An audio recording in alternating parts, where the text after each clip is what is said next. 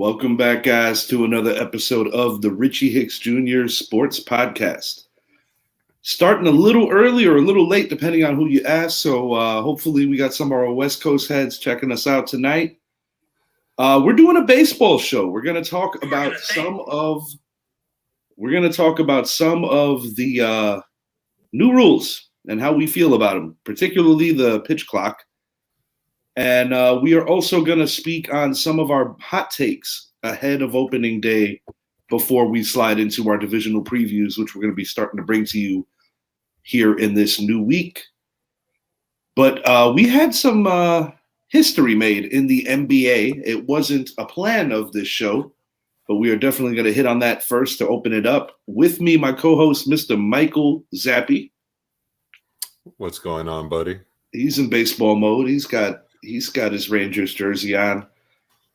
It's almost baseball time, but tonight it was what we call Dame time. Dame Lillard becomes only the 8th player in NBA history to score 70 or more points, 71 to be exact. 13 three-pointers. My God, what a night for Dame Lillard. Zappy, what do you think about this? I mean, it was incredible because after the first half, I was thinking to myself, this guy is definitely going to break 50, break 60, but can he break 70 or possibly 80? 42 points in the first half. That's amazing. And, you know, the stat line alone, he had himself a great shooting night all around. And to be the 8th player to go into such a small list of people where it's been done 13 times, but 6 of those times was done by one guy in Wilt Chamberlain. And then, you know, so Dame Lillard really to come into the Wilt class to say that. And I find it interesting, too, that Damian Lillard's the oldest guy to ever do it at 32 years old and whatever days. But then also that this is the second time in less than 2 months that we've seen 2 players score over 70 points, with Donovan Mitchell having done that back at the start of January. So, you know, it's just crazy that we're seeing that this year. And as we're going to talk about baseball and things we don't like, we're seeing these kinds of things happen in basketball, which is, if you ask me, they need this kind of stuff. They need that kind of exposure. Well, correct me if I'm wrong. This is the first player, well, technically the second player, because you just mentioned Donovan Mitchell, but that's the first time this has happened in the matter of a month, you know, dating back to January up to now, since Kobe Bryant had his 80-point night. In regards to somebody scoring over 70, yeah, it's been since Kobe Bryant. Unreal. Unreal. I'm sorry. No, I'm sorry. Devin Booker in 2017 or 18. He dropped 70 points, I believe it was. I was thinking in my head that it was 68, but I do remember he hit the 70 threshold. I can admit 2017 on a lot of levels was a blur to me. Weird year, to say the least. And that was actually the year that the Astros beat the Baby Bombers. Oh, boy. Wow. Yeah. Joe Girardi's final season in New York. I actually said this in the Yankee group because, you know, I have been a little critical of Aaron Boone going back to the show that Idris and I did. And before we turn the page all the way over to baseball, it's been a big thing with Dame Lillard about a lot of people sizing up his career and saying, damn, this guy needs to get out of Portland. I admire the fact that he has, you know, stayed there, I guess you could say, because, you know, we did speak on this not too long ago on a show about as recently as me and Idris, going back to the show we did with Brett with the LeBron Jordan / other GOAT candidate debates about guys staying on the same team and what it means. Dame Lillard, undeniably, bro, like what he did tonight it's iconic. Like, you know, this game has been around for a very long time. And what he did tonight should not be overlooked or taken lightly just because it's happened twice in a month. Oh, no, definitely. And, you know, as you were speaking about Dame Lillard, and I think the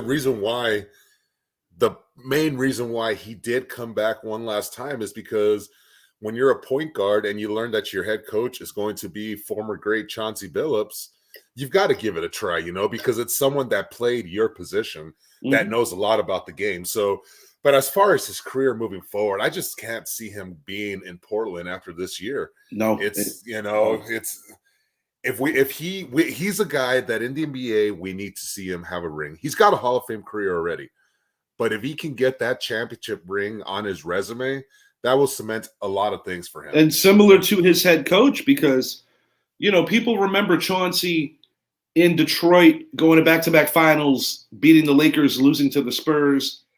And, after that, being the first true facilitator that a young Carmelo Anthony had in Denver. Most people believe that Carmelo's best year or best years were with Chauncey. He never quite got there with the Knicks, got close with J. Kidd, but it was a 1-year deal with J. Kidd. He didn't honor the 3-year contract. But man. Yeah, when I talk about guys that have left and whose resume is what, we've been super critical of LeBron on many avenues and many levels. But I always say when it comes to guys who have switched teams, I always give LeBron an inside track and a leg up on KD because of the fact that LeBron has done it in multiple venues, and he also went back to his original team and won. I look at KD, I'm like, okay, you left OKC after going 7 with Golden State. The joy in Golden State. You get a couple there, team that had already won a championship, similar to LeBron. Miami had already won a championship, but not quite the same squad. So I would say that if we're comparing those two, because those are two of the main culprits when we talk about this stuff, LeBron does have a leg up on that. I try to keep it fair. Now, you talk about a guy like a Dame Lillard, and I said this the other day with Idris. The reason why, even if you're not necessarily a Golden State or a Milwaukee fan, the reason why fans gravitate to Steph Curry and Giannis, in addition to the fact that they're phenomenal talents, is because they give people the feeling of the golden era. Guys that's my squad, and this is where I am. And I know that even our buddy John Olsen, waiting 5 decades. You're talking Lou Alcindor to Giannis. That's a long, long time. They had some great teams come through there. You had the big dog Glenn Robinson, Ray Allen days. They got close against Philly. They didn't quite get it done. But, Giannis, 2 years removed, wins it. And that brings us to a guy like a Dame Lillard. I do believe that he is in that class of character player that fans gravitate to for those kind of reasons. But to complete it, the man, we would like to see him have an opportunity to win a ring. Similar to with Chris Paul, I actually have more of an attachment on the fan level to a guy like Dame, to be very honest. Oh, me too, man. Me too. Dame has just been someone since day one that he doesn't have character issues. He does, he's just a good player who has been in bad situations many a times. But if there's one thing we know about him is he's definitely one of the most clutch players to ever play the game. No doubt. And, and I would, as a lot of people were, you alluded to talking about KD going to the Warriors, that's the team I want to see him go to, because I think that is the perfect system for him to come in there and just get to shoot the ball the way Steph and Clay do. It would be great. Will it happen? Probably not. But, when you think of teams that are out there that are on a championship level, that's the first team that comes to mind for me when we're talking about Damian Lillard. And as far as KD goes, I mean, like you said, he went 7 when he was with OKC, bolts it for the Warriors. Then now he's in Brooklyn, and then he's with the Suns. This is it for him. He needs to win this year with the Suns. If not, that his legacy is, I don't want to say it's going to be tarnished, but it's going to go down a lot. And then you're going to have a big separation between players today and him. Just to make an example, and to put the credibility on what this man did tonight, what Donovan Mitchell did recently, Michael Jordan, I think we both agree without hesitation, is the most prolific scorer in the history of this league. Jordan has done freaking damn near everything, but Jordan never quite scored 70. He got close. 1 point. Yeah, he got close. He got really close. Unreal, unbelievable. We're going to move it over to baseball. This was how we were going to start the show, but we could not ignore what Dame Lillard did tonight. Tick-tock. With the new season on the horizon, are MLB players ready will this have a negative impact on the game? What I am referring to is the clock. We've already seen the ugly side of it. You can elaborate on this, on what we've already seen in spring games. You know, you talked about it off air. The ideal situation, you're in the box, you got a chance to bring everybody home, and you don't get back in the box. And I believe you said the rule was 7 seconds. I believe it's. I'm trying to pull up the actual facts on it. We're still learning because this is like uncharted waters for all baseball purists and baseball fans. But to put it bluntly, there is a clock for the pitcher now, because a big complaint has been the time stoppages, whether it's a batter calling for time, whether it's a pitcher. You know, you also have your mound visits. I'm not a little curious as to how that's going to go. I don't like it. I said it to Idris the other day on the show. I'll say it again. When you're rushing deliveries, and that's a very unnatural motion for people to do already. And you talk about Tommy John surgeries, and you talk about the strain on pitchers' shoulders and pitchers' elbows, and anything that has to do with that body part, whether you're lefty or righty, whatever have you. I feel that this is going to lead to more offense because guys are going to be rushing pitches, which I don't think is fair nor right. I think this is a way for Major League Baseball to maybe think, hey, man, can we get a guy that could actually hit 400 like Ted Williams did? Can we get more offense generated to keep people that really don't mess with our sport engaged, or maybe casuals more locked in? I don't know, man. I don't care for it. And I'll be honest, even the shift, I'm a stickler for, and I said it the other day, you got to be able to bunt down the line. Yeah. If there's a gaping hole there, or at least make some minimal contact where you can get a dribbler. You're a Major League Baseball player. Figure it out. I knew how to do that crap in Little League, and I certainly wasn't good enough to play at that level, at the Major League level, of course. But I'm sorry, dude. You know, do better with the shift. But as far as this clock goes, I am concerned for more injuries.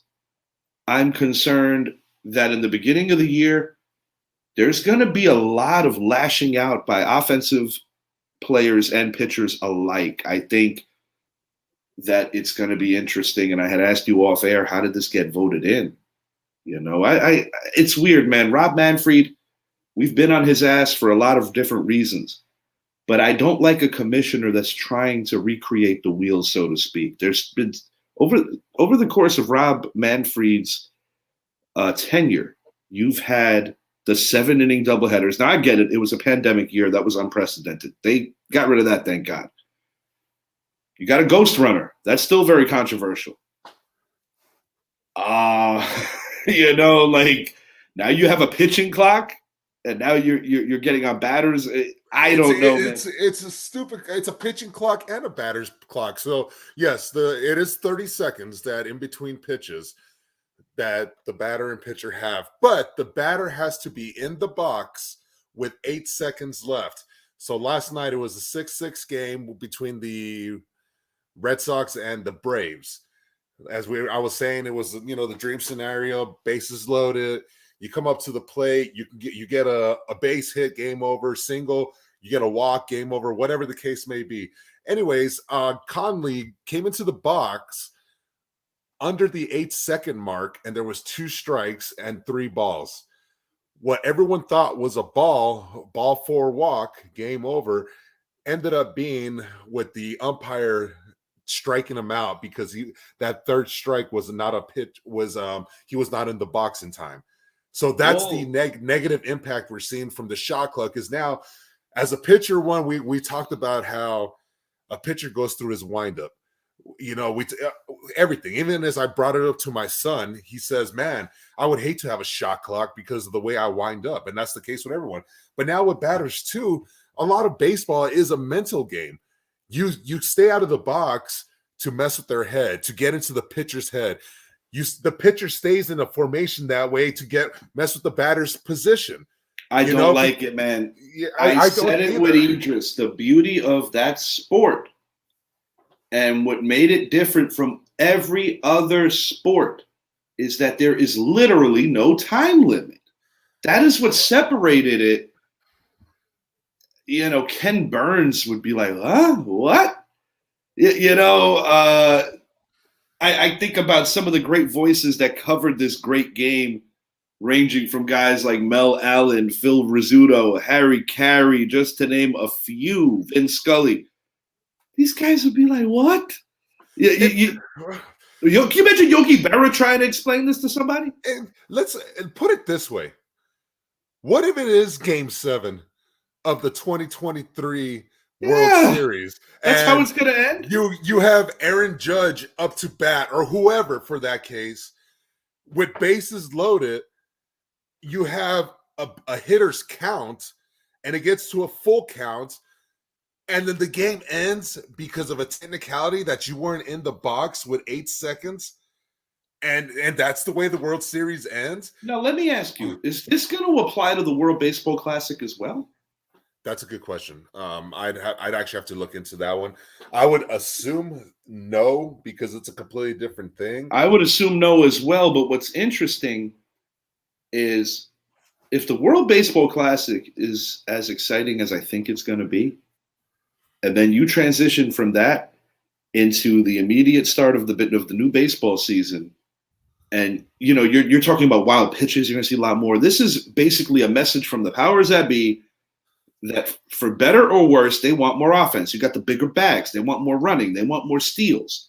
I hate, and this is another thing too. Hear me out on this. So you got to rush your delivery. How do you hold off a guy at first now? Oh gosh, no kidding. Oh wow, that is a good point. It is blatantly unfair because they are tired of pitchers succeeding at minimum 70% of the time, if not more. It is more, because when you talk about the best hitters in the game, you're talking about guys that hit over 300, a batting title. Very rarely do guys hit over 340. It's like 330, sometimes 328, whatever. Point is that over half the time, over half the time, and more than that, 60%, 70% of the time, pitchers succeed. And I feel that this is Major League Baseball's way, albeit rather crappy, if you ask me. I don't see this lasting. I think they're going to realize this is not okay. Similar to when they made the All-Star game decide home field. Now, granted, it was exciting, but it still wasn't fair. Yeah, so to answer your first one, the World Baseball Classic is not using a shot clock, or they are also not using the larger bases. So is this going to be a big ass eyesore of a clock behind the catcher? It's to the left. You haven't seen it yet. The pitcher can't miss it. There is no excuses for the pitcher to get a shot clock violation. So dude, this is going to be so weird. And I'm telling you, man, it's not normal or natural to force these guys to do this. But it's going to be interesting. I will say that. And I guess similar to how I made the analogy about how I don't make fun of the Mickey Mouse Championship, talking about what happened in Disney World for the NBA, because they all had the same disadvantage or advantage, however you want to term it. This is similar. This is weird. This is really freaking weird. It is, but then, when you really break it down, and this is what I think of, the National Football League went from a defensive running style NFL, where now it's a pass happy league, high scoring. If you're a team scoring 38 points a game, that's normal. 25 points a game is normal now, where in the past 17 points per game was actually pretty good. And then you look at NBA, the scoring per game has gone up. But then now we look at baseball and how it's trying to turn it more in favorable of the hitters. And we could talk about the overtime or the extra innings rule, where you have your runner at second base, and it's like, and now you have a pitching clock on top of it. Like, that's all kinds of a pitch clock on top of it. You just brought up the point about a pitcher holding the runner. So now you're in extra innings, and you have a guy on second that you're trying to hold. I'm sending them every single time now, where I'm gonna have a guy on third. You're gonna see guys that never stole bags having 20 plus years if not better. And guys that have the ability to steal more bags, you're going to see 40-40 guys now. You might see a 50-50 guy. Imagine a guy like Big Papi. The guy had a Hall of Fame career. He was known for hitting home runs, but the reason why his batting average was so low is because when he wasn't hitting the home run, the shift was usually on, and he was hitting into a double play. Correct. Because they couldn't do it. No, this is going to be wild. My overall prediction is that it's not going to last. We'll see, but I think if there's enough feedback from players, pitchers alike, and also take into consideration the injuries. If the injuries are on the uptick and this and that, dude, I don't think I've ever said this ever.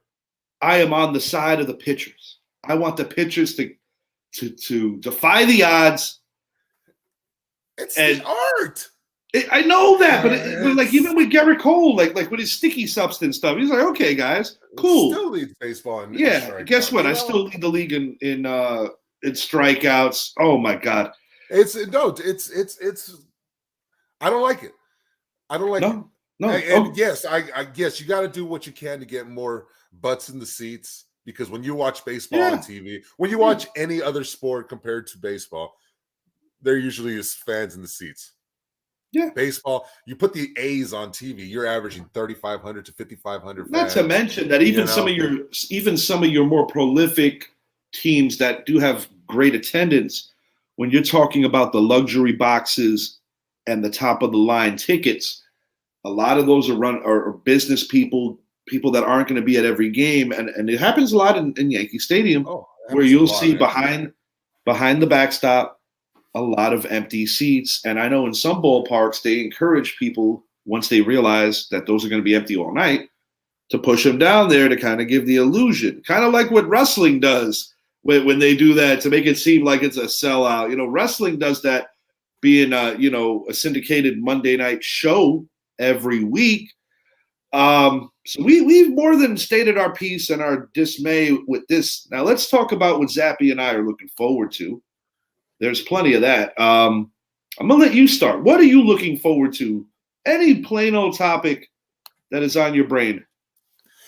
Well, I think there's a couple of things. We went a few years in between Pete Alonso hitting, 52 home runs, and then Aaron Judge obviously breaking the all-time American League / New York Yankees home run single season record. Pause on that just momentarily. Another connector with those guys is that Pete Alonso also broke Aaron Judge's record with the home runs coming out. Oh yeah, that's right. I forgot about going back to Judge's baby bomber season before the prolific 62. But sorry, go ahead. No, and it's so it's things like that. It's not often that we see players hit 50 or more home runs. We see what baseball is doing when you're implementing a shot clock. I think that's going to be an advantage for the hitter. Absolutely. Unless if you don't get in there by the 8-second mark. But I think we're going to see more home runs hit. I asked you a question before the show, who are players you think are going to hit 50 home runs? And we talked about a couple of guys, and I've thought about it longer. But then I'm also looking at it as with the way baseball has transitioned to where everyone is playing everyone now, and it's no longer just your interleague play between that certain division. Are we going to see more 100-win teams, or are we going to see less 100-win teams? I would venture to say less, because that's exactly what I say. There's a lot of unfamiliarity with certain teams you're going to play. Like, for instance, who's the worst team in the National League West? Take your pick. The D-backs? The D-backs and the Rockies aren't much better. So you take a powerhouse like the Padres or the Dodgers. Yeah, they're still going to kick their ass at least 12 times a year, but it's not going to be 19 times. Yeah, exactly. And then you look at where you could see more, though, is you look at the Braves, the Mets, and the Phillies. 85 wins could win that division, and they're going to be so much better than the record advertises. Exactly. And that's the other part, where now the divisions that have 3 teams at a minimum that are strong, now you're going to see them getting to play the D-backs a little more, getting to play I like that. The A's and stuff like that, where now we might see more 100-win teams. So there's 2 ways to definitely look at it. I'm going to I'm going to call out the Los Angeles Dodgers for a minute. They've been a great regular season team for quite some time, but I must admit this. Damn near every year, this is a team that's always the favorite. But when I think about the fact that the Colorado Rockies and the Arizona Diamondbacks have consistently been two of the 5 or 6 worst teams in Major League Baseball. Now you're talking 19 times 2. That's 38 ball games that you play against these two turds of teams. The New York Yankees don't have that luxury in the East. Your Texas Rangers, with the exception of the Athletics, even with the Angels being topsy-turvy up and down, the Angels, nobody ever questions that that's a talented team that could beat anybody on a given day. And then you got your Astros and your Mariners now. The Mariners have got onto the table now. They had the Astros on the ropes in round 1, but blew 2 significant leads where they could have won that series. So when I look at, who's going to be who coming into this new baseball season, I think the Seattle Mariners are going to be heard from. So that I'm looking forward to see if they can challenge the Houston Astros. I'm looking forward to see if your Texas Rangers can get into the playoffs, because I definitely think you're trending upward. And I also want to see if my New York Yankees can have the dominance that I think they could and should have while venturing out and playing, no offense to the rest of Major League Baseball, more games. And let me rephrase it. Less games against the best division in Major League Baseball. I know that varies from season to season, but until somebody proves me wrong, the American League East is the best division in Major League Baseball, in my humble opinion, and I think the National League East is the second best. But if you guys start cracking, then you got those Mariners, and of course we know what the Astros are about. You guys could be in the conversation. The AL West, you asked 50 home run guys. Initially, I said 2. But then when I started thinking about these new rules and how you're going to have some ducks getting over the plate and guys rushing pitches and all this other crap, I'm going to say 4 guys. Ooh. 4 off the top of my head. Aaron Judge, Pete Alonso, Rodriguez in Seattle, and my wild card to join this list is your guy, Marcus Semien. Those are my 4. So the one guy I want him on this list, but because of his stupid decisions, he won't be this year. He might have a chance the following. Would be Fernando Tatis, because that guy has the talent to be a 40 per year home run. What's the deal with Tatis going into this year right now? He's got to finish off that suspension because he got suspended 80 games earlier. Oh, that carried over. Yeah. So he's going to miss the first month and change. You know what screwed me up with thinking about that was he was injured and then he got popped while he was injured. That's what made me forget that didn't all apply to last year. Yeah. So he's one of those guys that I believe could be a 50 home run guy. One guy that I'm really going to look out for is going to be Yordan Alvarez. I mean, the guy, he went off last year, what he finished with 38 home runs, I think it was. And, I could sit here and talk about a Kyle Schwarber. He had himself a blowout year last year where he came close to hitting 50. But before that, he never was that dynamic as a batter, whether he was hurt, whatever the case may be. So, and then, of course, there's Aaron Judge. Here's a guy that's hit over 50 home runs a couple of times in his career. Came off a great season. Can he do it again? Can he get to 60 again? Maybe. I think these new changes in the rule book are going to benefit a guy like him, especially, and here's why, because he's so damn tall that he's got such a larger plate that when these pitchers are rushing it, there's going to be more hanging there for Aaron to smack. I got a question for you, hypothetical or maybe reality. Do you believe that Major League Baseball, part of the motivation to implement these rules favoring the offenses is because in the worst way, they want that record of Barry Bonds to fall down? I think it's a few things, man. I think it's Barry. I think it's Sosa and McGuire without the steroid guys. Let's just put it. Yeah. So yeah, take out Barry, take out Sosa, take out McGuire, and then we're taking away 73. We're taking away 70. We're taking some to a numbers couple away. of those high 60s from Mr. Sosa, and also you got McGuire in there. And listen, I talked to Sergio off air once about this topic. We have similar views on some of this and varying views on some of this as well, where we feel like a home run hitter is a home run hitter no matter what. Like I've said off air, on air, in many circles, that I believe an Alex Rodriguez or a Barry Bonds are so freaking talented that it wouldn't matter if they used. But then you have other guys joining the party where I might question it a little more. Those two particular guys are two guys that actually saved the sport. So take it as you will. I'm talking about Sosa and McGuire. Yeah. I mean, you get mad all you want, but they brought the fans back. I will say the one thing that I think with the Chalk Lock talking about things to see this year, I think we might actually see a Triple Crown winner this year, which would be the first one since Cabrera. And we're talking about also, when you talk about the shift, people's batting averages are going to go up a lot. A guy like my boy, Corey Seager, is going to have himself a big year. So I think we're going to see more hitters with 100 RBIs this year as well.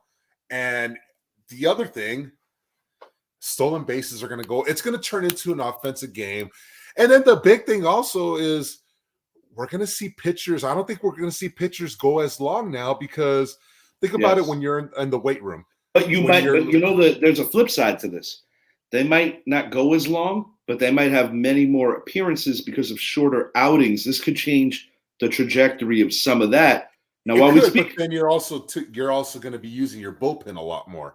So, in that situation, if you're going to be using your bullpen a lot more, you need to allow the expansion of the roster by a couple of spots. I agree with you there. I think the injuries are going to be up. That's not something any of us want to see, but I do believe that's going to be a thing. And as a Yankee fan, one thing I must say, that favors my team, because I think you can make a case that my team has the best bullpen in all of baseball. That will be revealed. I definitely think we're in the mix. Let me ask you this, sir. Best ERA. Who's going to have the best earned run average this season? Best ERA. I have two guys in mind. I want to say that Jacob deGrom is going to have himself a very good year because of the weather changes, because of that stuff. I am worried about him having to rush pitches, though, especially a guy like that. That's going to worry me. But when he's out there, he's still one of the best ERA type pitchers. That is a fact. So you can't deny that. And because of that, he's going to be a great ERA pitcher. I think Garrett Cole is going to be up there in the conversation this year. I actually think the home runs he gives up is going to go down this year. You figure that out, because I actually think Cole, being the veteran that he is, I think guys that are more seasoned are actually going to benefit from this more so than guys that are a little newer in terms of pitching. I could be so wrong about this, but I do believe that to be true. I'm going to give you two guys that I'm looking at that I actually think have a chance at this. You already named one that was on my mind. I'm going to take it to my team. I think Nestor Cortez, who actually works rather quickly, so I don't necessarily think that this is going to affect his style all that much. I think Nestor has a possibility, especially with Verlander leaving the American League. That's my pick for Cy Young.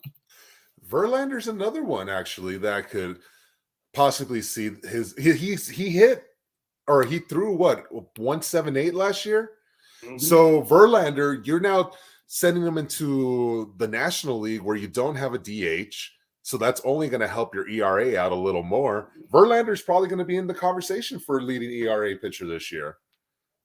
Julio Urias as well of the Dodgers, Now your Cy Young candidate, I named mine. AL, I'm going Nestor Cortez. Who you going in the AL/NL for the Cy? I mean, that might line up with your ERA call.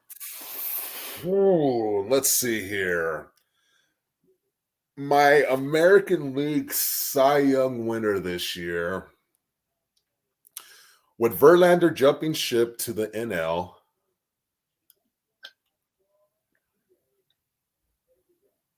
I'm gonna go DeGrom. I'm gonna go DeGrom in the American League. I think he's gonna be able to get himself 25 quality starts out there. We've got the hitting to benefit a guy like a DeGrom. So I think DeGrom coming into a team like the Rangers that can hits the ball. Their offense has not been a problem, and you've spoken about that before. So I'm going to say Jacob DeGrom will be able to come out with the American League Cy Young. If not,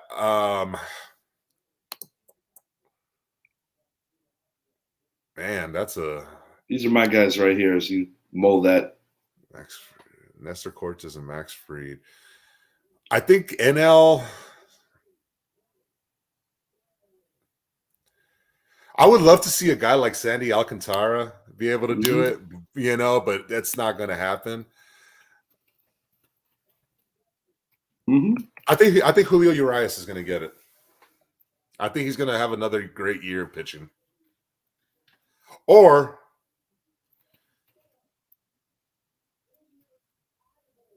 what's his name from the Padres? Manny Machado? No, for Cy Young. Oh, I'm sorry. I was putting up my next list, and I'm over here talking about home run hitters. For Cy Young, you got a couple of candidates, actually. You talking about Musgrave. Yeah, Musgrove definitely has a chance. I have a feeling Blake Snell is going to have a bounce-back year. This is what I'm seeing here, and you can tell there's absolutely no bias here. Home runs. I got Judge with 53 as well as Pete Alonso with 53. That's going to be a two-way tie. You know who I'm looking to have a big home run year this year? And he's been hitting in the 30s, Austin Riley. I think Austin Riley's going to be a 45-plus home run guy this year. It's very – you're going to see certain bust-out players. I also think you're going to see certain pitchers that this truly, truly affects. It's going to be interesting. It's just so hard to forecast what we're going to see right now. Here's one. With what we see, will baseball experience the most runs scored in a single season overall? And will the home runs in a single season combined be broken? I'll tell you what might not happen for a while is a no-hitter. Or a perfect game. Christ, it seems like really I'm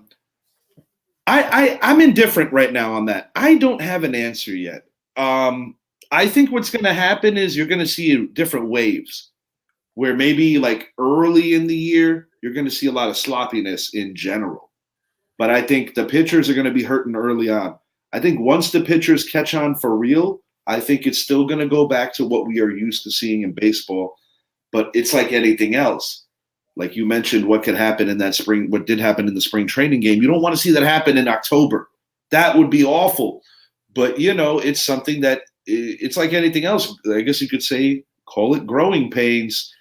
You don't want to see it happen at all because also think about, like you talked about, the American League East and the National League East. The American League West, the National League West. Those are, in my opinion, they're the four exciting divisions. NL, AL Central, they're there. You don't want to see it ever because what if we're in a situation where one game is the difference between winning the division, being a wild card, and missing the playoffs? If it comes down to that scenario where you're called out because you weren't in the batter's box, and because of it, your season is over. Like, oh God, dude, we're going to see riots. Think about the city of Philadelphia. A city like that, they would riot. It's sad, man. I mean, we'll see. Check out this shout here.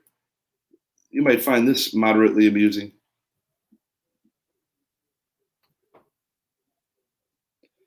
NL Manager of the Year, Buck Showalter. AL Manager of the Year, Don Mattingly. This is why this is funny. Don Mattingly is not currently the manager of the Toronto Blue Jays. I'm calling for the Toronto Blue Jays to get off to a real ratchet start and then get hot under Mattingly's watch, and he's going to win over the voters and win AL Manager of the Year. And he's not even the manager right now. Because I was thinking about this. Mattingly taking that job as bench coach in Toronto, I think when people do that, similar to what Eric Bieniemy did in the NFL, leaving KC, going to Washington, it's usually because you know that what's very close to happening. And I think Mattingly views this as an opportunity to not only go back to the division where he played his entire career as a New York Yankee, but to ultimately nurture a really good friggin' team. Because this team is light years ahead of what he had in Miami. He had prospects and talent in Miami, and he's only a couple of years removed from winning Manager of the Year. Now, granted, it was the COVID season, so that always comes with a little bit of an asterisk. But Mattingly's a really good manager. I feel that he became a better manager in Miami, not necessarily so much when he got spoon-fed the job because of his connections with Joe Torre, going back to the Yankees when he was on the Yankee staff. God, 2004 hurt so bad. Mattingly was one win away from getting to the World Series. He would have finally got his ring. I'm going to say, all right, so it's really hard to argue against Buck Showalter. Here's a guy that took this Orioles team and got them to being an 83-win team. I love their catcher that came up last year. I think he's going to have himself a big year this year. I think the Orioles squad is trending in the right direction. I want to say a Bruce Bochy is going to be up there, but I think Bruce Bochy will be manager. I think you had a time machine slip right here. Buck Showalter's now with the Mets.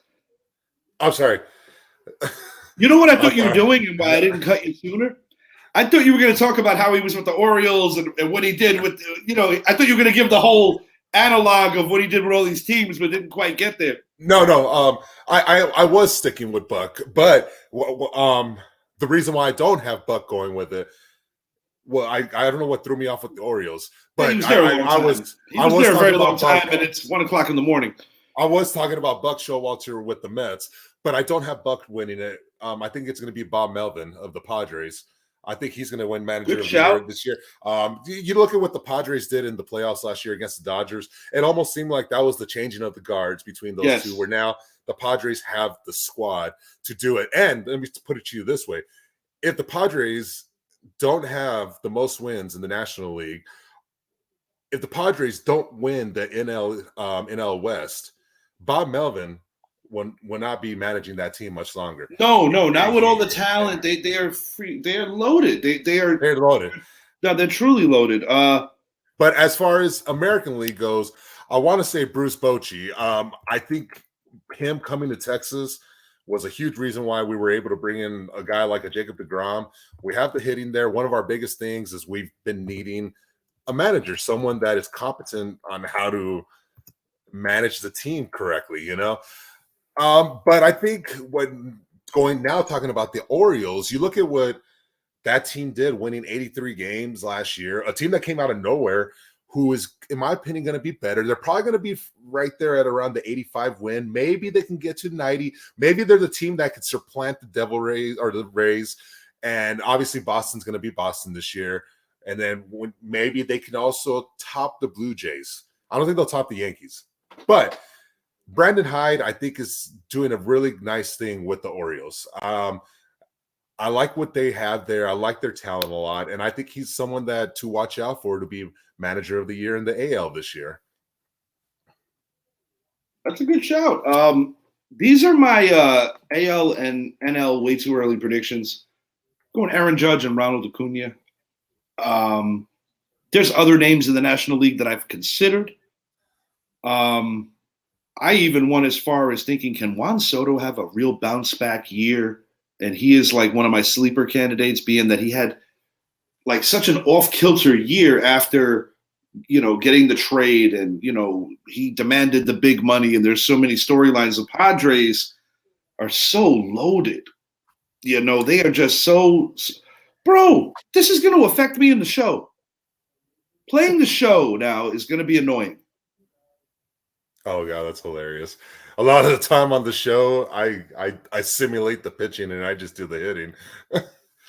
Okay. So, but it's going to affect me. Well, I guess whenever you're playing the show, he gets back into the batter's box. With those frustrating holes in the Yankees lineup outside of Aaron Judge and Anthony Rizzo, I'll tell you the truth. Maybe I should start simulating the hitting and just doing the pitching because I actually enjoy pitching in the show. I like pitching too, but I just like to. I always played. Yeah, you just want to mash. Break records. Yeah, exactly. Yeah, you just want to mash. But looking at so Ronald Acuna has probably been my National League MVP pick for the last few years. He is one of my favorite baseball players right now. That's the thing I love about baseball is I love players, and that's the reason why I love those teams. I've been a huge fan of Ronald Acuna for a long time, so I think he is going to be a guy that's going to win the National League MVP next year. I think he's also going to go for over 40 home runs this year. I think he's going to have himself a great year. American League is the fun one because you've got to make a case for a guy like an Aaron Judge. He's the reigning MVP. This is the reigning home run champ. Yeah. But then you look at other guys in the American League and you think to yourself, well, with all these new rules, with the shift being off, we're probably going to see some triple crowns. We're going to see, So I look at a guy like a Corey Seager that is going to be in that conversation because I'm expecting him to have a 330. And it's funny.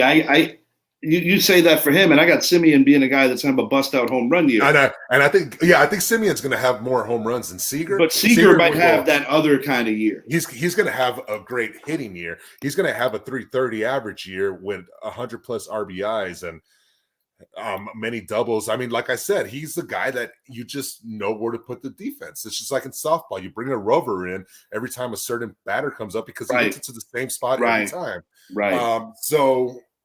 But I really like Yordan Alvarez. I think he's going to be good, but Pena out of the Astros, this guy wrote a storybook playoffs last year for the Astros in the ALCS, and then obviously on the way to being the World Series MVP.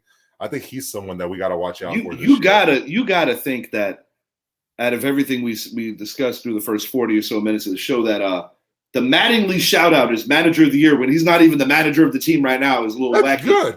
I like it. I guess you know what it is? It's become more believable because I look at a Toronto Blue Jays team, okay, that the Rays made a World Series not too long ago.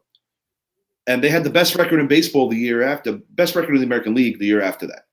But they unfortunately got knocked out quick by Boston. Now you have a Boston team that, although they're not the same team they were a few years ago, they did win a World Series. Now you got the Yankees, who are perpetually and constantly and habitually in the mix for the ALCS year in, year out, constantly winning division titles and at minimum always going to the playoffs. So you have this Toronto Blue Jays team. It's like super talented. You got some second generation stars on that team. But the Yankees were literally their daddy last year. That was the difference between Toronto being in the AL East race and just being a wild card afterthought. So anyway, this is my best records here. But going back to that's why I think Mattingly could supplant the guy. Look what happened in Philadelphia last year. They fired Joe Girardi. They go to the World Series. Best AL record. I got the Yankees winning 100 games, losing 62. I've got the San Diego Padres winning 102, losing 60. And I'm going to go as far as saying these are the only two teams in Major League Baseball that will have 100 or more wins. So I have the Astros leading the way in the American League with the most wins. I think they're going to get to probably about 106 wins again. This team is loaded. They are absolutely loaded. They have the lineup for another run this year. They have the pitching lineup. They have everything. I think the Astros are going to get to 106 wins this year, possibly 108, 109 again. The Yankees, I think, will break the 100 win threshold this year. And I think a lot of it's going to benefit because of playing everybody instead of the same teams that know you. I think that's going to benefit. That's going to be an interesting variable. The reason why I don't necessarily think the Astros, I could be so wrong, but I just have a vibe that the difference between the Yankees and Astros this year, I just feel confident that the Yankees are going to play better against the National League than the Astros are. That's just my genuine opinion. You might see a situation where the Astros are a better team against the American League, but because everybody plays everybody now, that could be the difference in overall best record. But National League, I got the Padres. I think it's going to be the Braves that are going to be right there on their butt, and I think the Braves can get to 100 wins this year. I think they're the team that is possible, but I have a funny feeling that the NL East is going to really beat the crap out of each other. And I was aiming low earlier in the show when I said that. I think 93 wins is going to win the National League East this year. It's very well. Best candidate for non-division winner to win the World Series. I was about to ask, who's this year's Phillies? Who is this year's Joe Girardi? Who is the manager that gets fired and that team is able to go after that? Best candidate for non-division winner to win the World Series this year, it's got to be, in my opinion, the two teams that come to mind are the Padres and the Mariners. Obviously, the Padres are the team that I think are going to be having their manager of the year. This is the team that I think is going to have a Cy Young on their pitching staff. These are my guys. Keep rolling. The Dodgers, because for the first time in a long time, they're actually not going to win the West. It's going to be the Padres this year. So the Dodgers will be that team now. Oh, are you saying? Oh, are you saying? I'm talking about wild cards. Wild cards are going to win it. I thought you meant last year's wild cards, because I had the Padres win in the division, but I think the Padres that. I thought you were asking who of the teams that did not win the division. I should have just said who are the wild card teams. I worded it. Look how I worded it. Best candidate for non-division. Yeah, I could have confused anyone there. Okay. Well, non-division winner, I'm still sticking with the Mariners because I think the Mariners are not going to win the division. And if it's about last year, the Mariners did not win the division. The Mariners have everything there ready for a run. Like you said, they're the team in the AL West that can definitely challenge Houston. They're a team that can quietly get to 105 wins and people would blink and not even know it. That's how good this Mariners team is. And it's because the Mariners have not been doing it for such a long time that you can fall asleep easily on teams like that. In the West, I have the Padres winning the division. So because of that reason, since we're talking about teams that are non-division winners for this year, I'm not going to pick the Dodgers just simply because if you take away a Mickey Mouse season in 2020, if you take away a 60-game season. I'm more critical of that than I am of what happened in the NBA. Yeah, me too. But at least the one thing with baseball is they got to do a World Series with fans in it, whereas in basketball, it was literally no fans pretty much. But the other team that I think can make the World Series that is not going to win the division is the Mets. I think the Braves will win that division this year, but I think the Mets can make a run at it. If there's a reason why they went out and spent the amount of money they spent. We talked about this a few weeks ago that sometimes when you spend that much, it can throw off the chemistry of a team. Yeah. But when you bring in a guy like a Justin Verlander, that can go a long way. So I think the Mets are a team that maybe they have the playoff pieces now to make a run at it. That's an interesting take. I'm not sure because I'll put it to you like this. I see it from two different lenses and two different things that can happen. What you just said. Verlander continues what he did in Houston in the National League alongside Max. I have a couple of concerns here. Number one is when you basically lose 3/5 of your previous rotation, and yes, you replaced them. You got the kid, Senga. You brought in Verlander. You still got Mad Max. But you lost Bassett, quality pitcher. You lost Taijuan Walker, quality pitcher. You still have Cookie Carrasco. But I'm just not convinced that this particular version of the Mets are going to be better than last year. Jeff McNeil could win a batting title. Tim Anderson, I'm going to pick him to win another the batting title in the AL. I'm going to say that Jeff McNeil, Xander Bogaerts are going to be neck and neck in the NL. But this is my thing. I'm still not convinced that this team on paper is better than the product they put out last year. I think some people, because of how quick the Mets died in the first round, forget how good of a year the Mets really had last year. I'm not convinced that they're going to be better this year. And I'm actually, you'll hear about it on the divisional preview, but I'm not sure about the Mets. And my other concern for them, if I was a fan of theirs, but just, trying to be unbiased, the combined age of Max and Verlander, especially in a year where they're screwing with pitchers, just not sure if this is the best marriage. Yeah, this is a scenario where they're two of the greats, and you would hope or think that it would be a good marriage. Well, they're wily veterans, and they've done it all. And I just don't know what to make of any of it. It's like the great unknown going into the season. It might be overstated, and people that watch this, that maybe they're not like diehard baseball fans, will be like, "My God, these guys are crazy." But I really think this is going to change things. I just hope, like I do in any other sport, like in football, we always complained about the field turf, non-contact injuries in the 80s and the 90s, the 70s, all these violent errors. Guys weren't getting those kind of injuries. They were getting head trauma, of course. That's always something you care about. But these non-contact injuries because of the surface they play on. Now, with baseball, I'm over here worried about by rushing guys to do one of the most unnatural motions that few people in the population do at that level. Are you going to screw up these pitchers long term? I don't think it's right. Here's one. You're talking about screwing up pitchers, screwing up rotations. How many hit by pitches are we going to see this year? And how many dugouts emptying out are we going to see? That's the big one, because when you're literally a pitcher now trying to rush, that's going to be the cop out. Oh, this shot clock rushes me, so I accidentally hit him. Here's my leader in this department. My New York Yankee first baseman, Mr. Anthony Rizzo.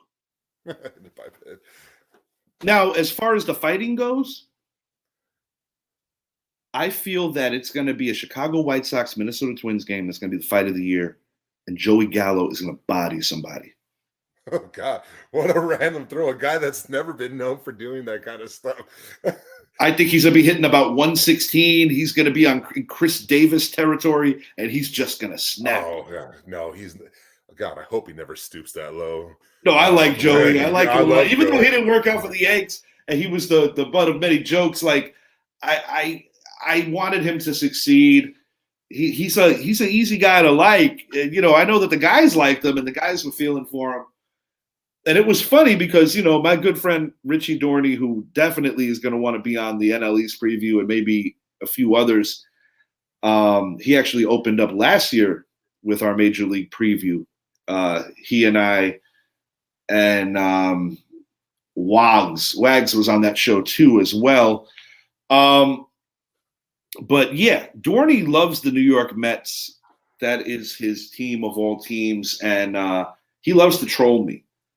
So when Joey Gallo went to the Dodgers last year, got off to that nice little start with the Dodgers, Dorney started saying it's the curse of the Gallobino, and like, obviously that coincided with one of the worst summers the Yankees had. Somehow we still managed to do what we did, win a series, and then we met our match with the Astros. Oh man, baseball season coming soon, kids, and similar to what we did with the NFL, we're going to do division by division previews.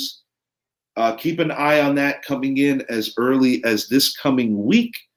We also are looking forward to do a sports movie show. We've flirted with that idea for a while. We're going to be honing in on that. And we got March Madness around the corner as well. I got one real quick for you. Who's going to be the first manager to remove these enlarged bases out of pure frustration? Well, unfortunately, Lou Piniella is no longer managing, because he would be my guy if this was the 90s and they pulled this crap. Let me think about this for a minute. Who has a legit temper that just might lose it? I'm thinking of the quiet guy that's going to lose it. Aaron Boone has kind of showed his temper over the last couple of years. Last year especially. I don't think it's Boone, though. I don't think it's Cora. I don't think it's Showalter. I think. Go ahead. I'm going to say Bob Melvin.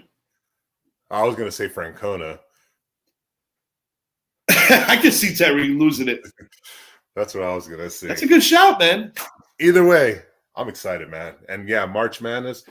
If you go watch NCAA basketball because you got tired of it being Duke every year or North Carolina, tune in now, because NCAA basketball today so much more different.